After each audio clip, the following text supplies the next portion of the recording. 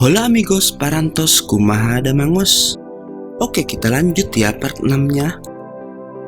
Gue ngebaca beberapa komen kalian yang minta untuk ngerekap Donghua animasi 3D lagi. Tapi nanggung boy, karena kita akan tetap lanjutin serial Donghua ini sampai habis dulu. Karena menurut gue cerita film ini seru dan menghibur. Gak bosen-bosen gue ucapin terima kasih buat kalian yang selalu nontonin video kita dan gak peduli apapun filmnya. Oke, sebelum videonya mulai, harap cek dulu kuota kalian. Kalau sekarat, bisa numpang video tetangga. Bruh.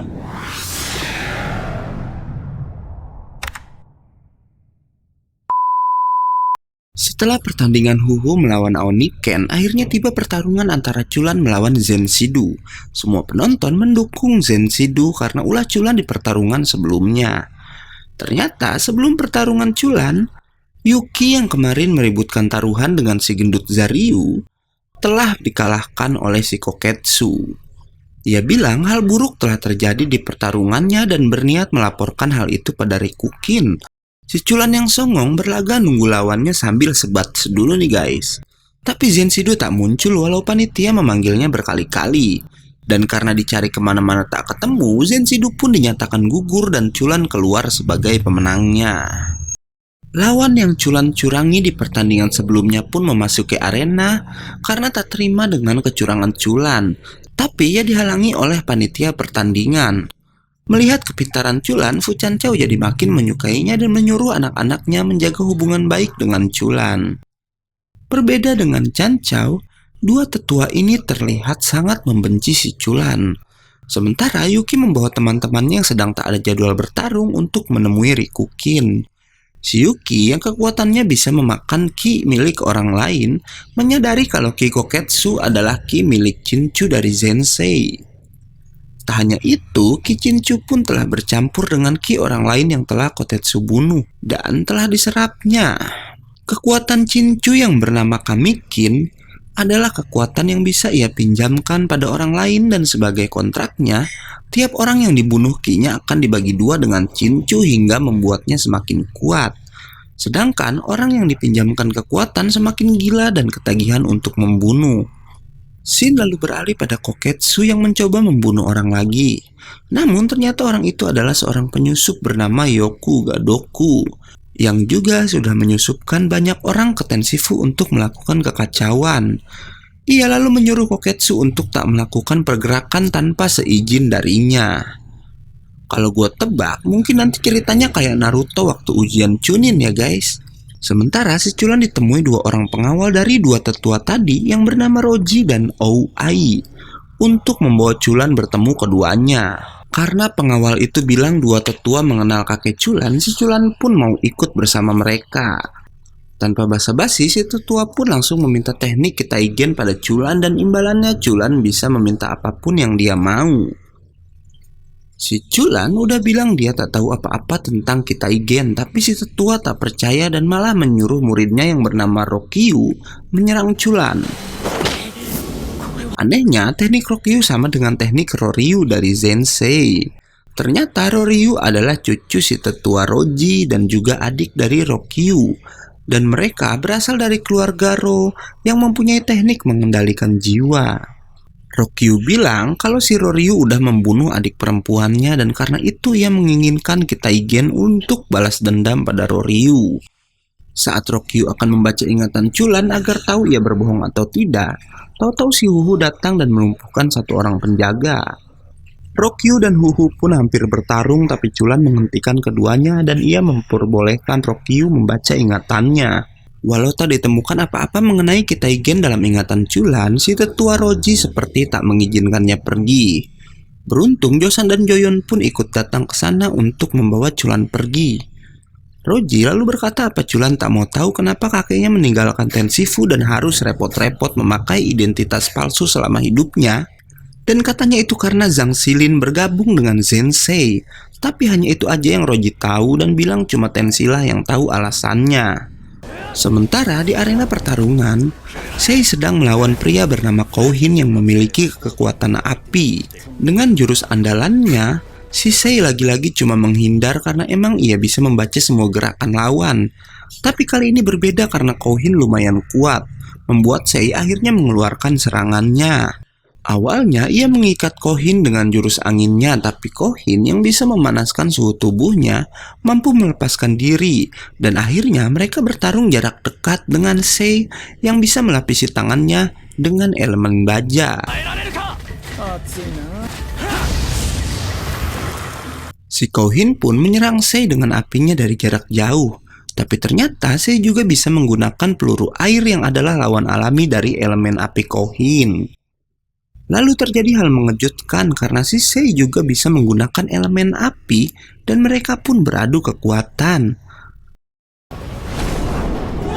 Karena merasa telah kalah, Kohin pun menghentikan serangannya begitu saja.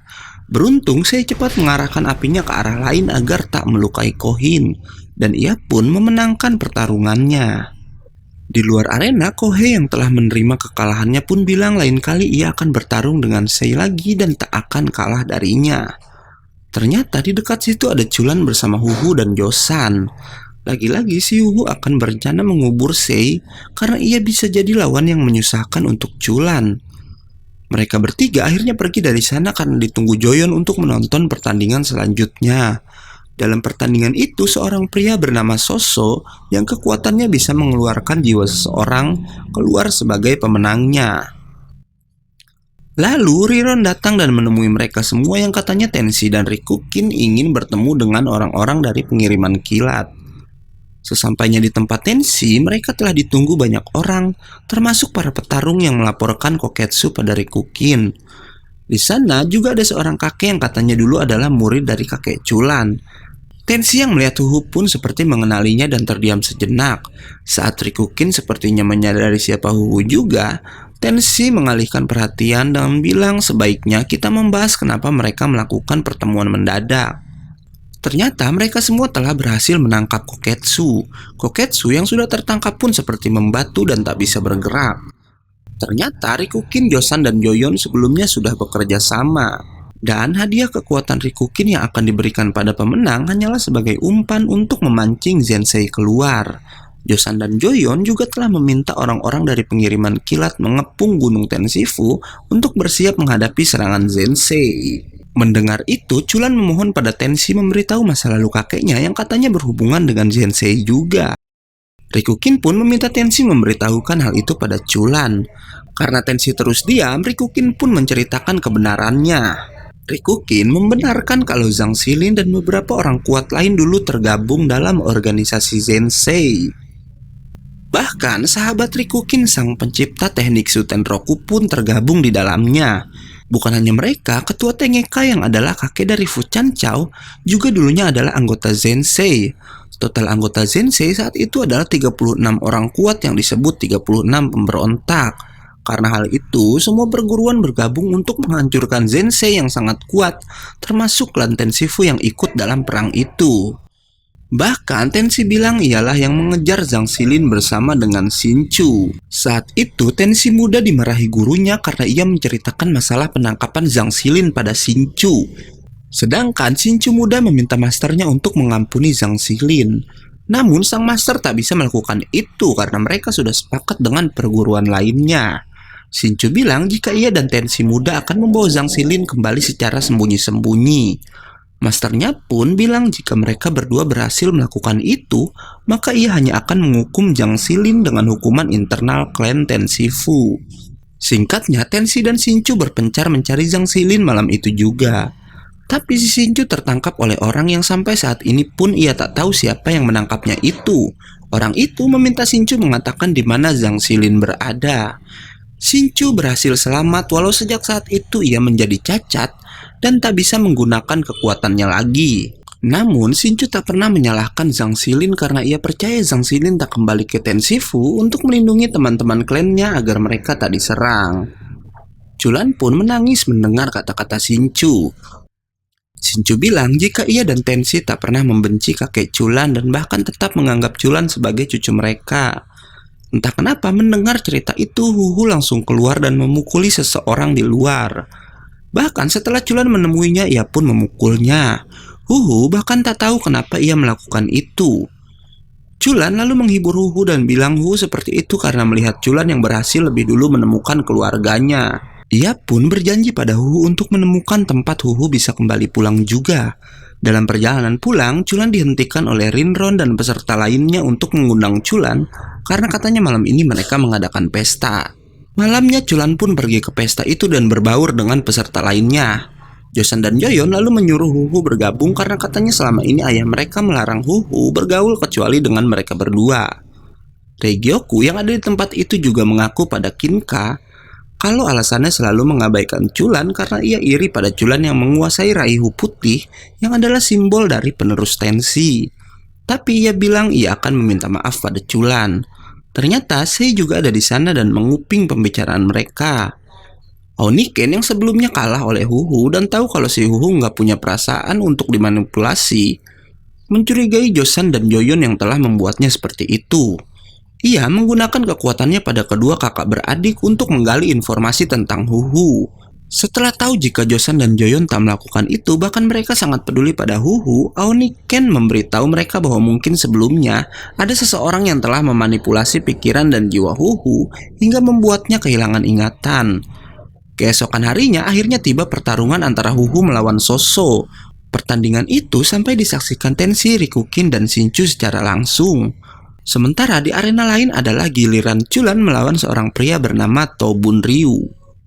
Tak seperti sebelumnya, Chulan langsung menggunakan raihunya dan menyerang Bun Ryu bertubi-tubi. Bun Ryu masih bisa menangkis semua serangan Chulan dan ia pun mengeluarkan kekuatannya yang adalah kekuatan kabut beracun yang akan mengenai Chulan jika ia menyentuhnya.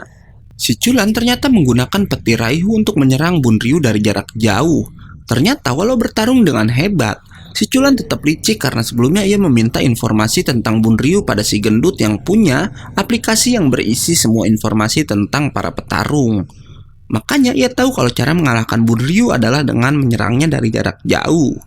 Tapi hal lain yang mengejutkan pun terjadi. Si gendut bilang kalau kekuatan racun Bun Ryu bernama Taumon. Chulan ingat cerita Josou kalau kakeknya tewas karena jurus tersebut. Chulan yang berhasil menjatuhkan Bun Ryu bilang ia tidak akan memaafkan pengguna jurus itu walau ia tak punya dendam pada Bun Ryu. Shin lalu berpindah pada pertarungan Huhu melawan Soso. Huhu hanya menghindari tiupan angin Soso yang bisa mengeluarkan jiwa seseorang. Di bangku penonton, Tenshi berkata pada Shinchu, apa ia tahu siapa master dari Huhu jika melihat gerakannya. Tapi Shinchu yang hanya melihat Huhu menghindar tak tahu siapa Huhu dan dari mana asalnya. Rikukin cuma bilang kalau Huhu mirip seseorang yang kalau ia bahas pasti akan merusak mood Tenshi. Ia menyebut orang itu dengan sebutan iblis dan ternyata mereka juga belum terlalu yakin siapa Huhu sebenarnya. Karena si Rikukin sampai mencari informasi tentang Huhu walau ia tak menemukan apapun. Sementara Chulan yang menang mudah akhirnya membuat semua orang yang selama ini mengejeknya licik dan tak tahu malu terdiam. Namun Zetsudu yang sebelumnya mundur dari pertandingan bercerita kalau malam itu Chulan bisa menahan semua jurusnya. Bahkan si Chulan tak berniat menyerang balik sama sekali. Dari sanalah Zetsudu tahu seberapa kuat Chulan untuk menjadi lawannya.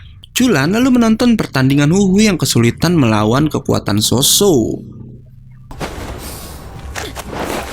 Huhu lalu mengeluarkan sebuah teknik bernama Bukake dan part 6 pun selesai. Oke, selesai part 6-nya, datang lagi besok buat lanjut part 7-nya. Gue Ega undur diri dan gak yakin movie, pamit.